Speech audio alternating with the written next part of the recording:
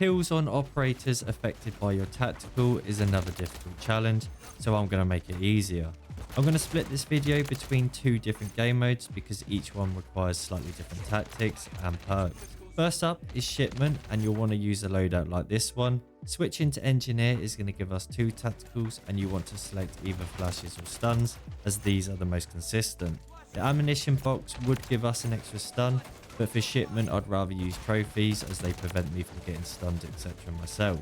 Lightweight boots will allow us to move quicker as we're on a timer, and EOD and tap mask make Shipment just about bearable.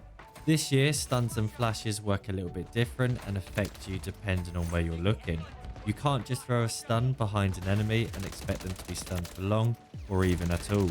This is where you need to play it tactical and try to throw just around corners, so people moving towards you or looking in your direction are much more affected, not only giving you an easier kill but more time to react. If the enemy is running, it needs to be in front of them, and lastly you will end up stunning yourself over and over. This happened countless times and sadly isn't something you can avoid. Another option would be to play it slow and wait for the enemies to run on past. This isn't exactly the most enjoyable method, but it's certainly an effective one. The second method is to try war or even free-for-all, as these have a lot more one-on-one encounters. Use a loadout like this one and it will allow you to stay sneaky but also track the enemies down.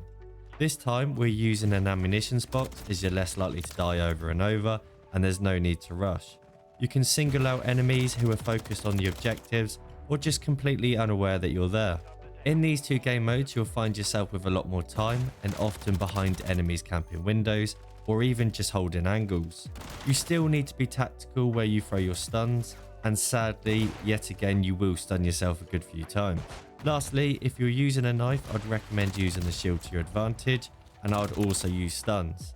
These will slow your enemies right down, making it far easier to knife them.